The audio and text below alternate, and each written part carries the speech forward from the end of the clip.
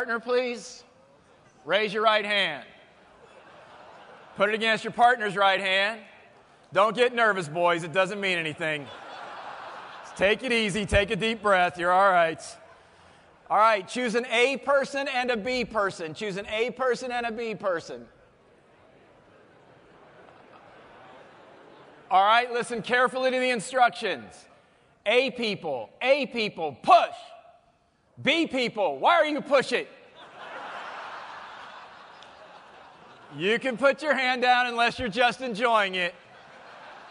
Because what happens in Atlanta stays in Atlanta. I said, A people push, B people sit. I don't think so, control freak.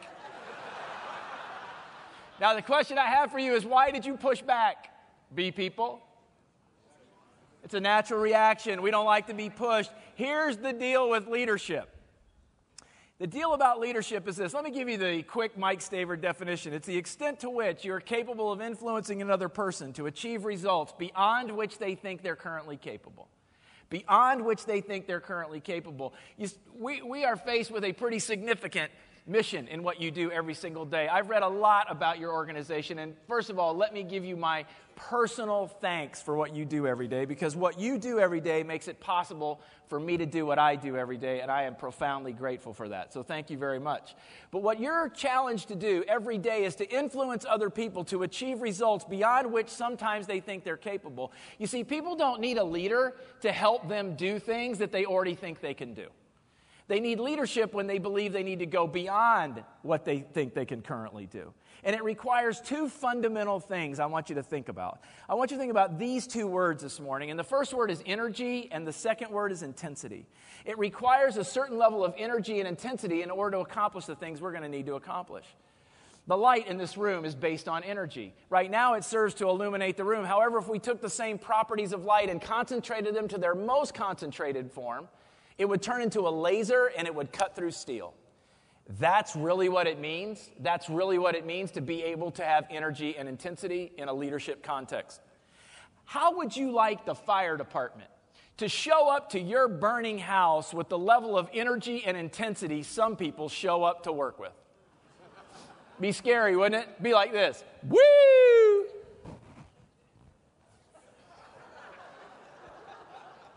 I'm so sick of smoke. Every day of my life, it's fire and smoke and fire. And I don't think I would have ever taken this firefighting job if I had any idea there'd be this much fire and smoke. All right, I've read the paper, had a cup of coffee. Somebody needs to run a hose. I'm not running the hose.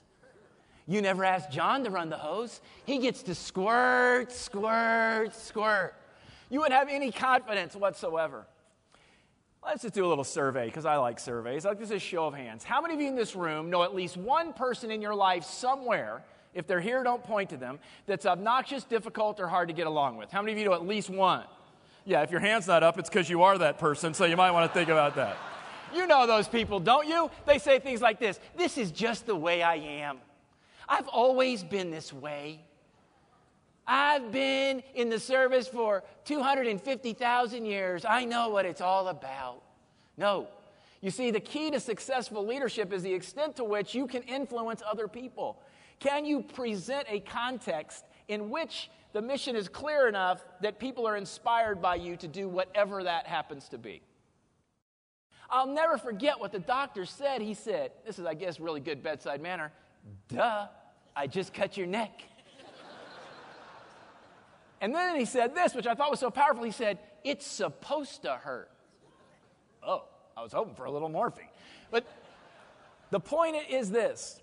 When we face significant challenges as leaders, the courage is involved in pressing through the discomfort. But we have a little mechanism in our brain that wants to come from a place of limitation thinking.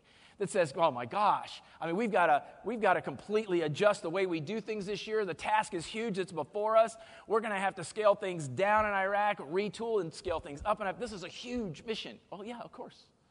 And yeah, of course it's supposed to stretch us. It's supposed to make us feel a little bit uncomfortable. That's normal. And just let me show you how aggressively your brain resisted. I'd like all of you to put on your face the most cocky, arrogant, know-it-all look you possibly can. Some of you aren't going to have to work for this. And I would like you to look at your partner right in the eyes like you know everything. You're the most cocky, arrogant person in the world. Go ahead, quickly take a look at it.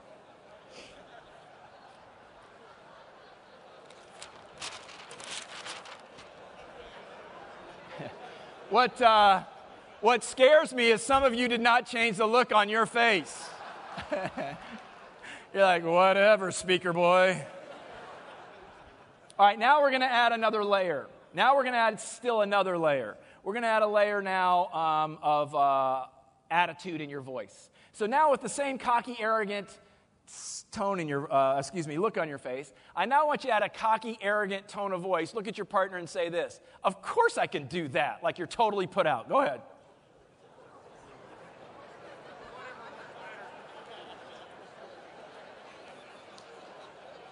All right. So far, so good.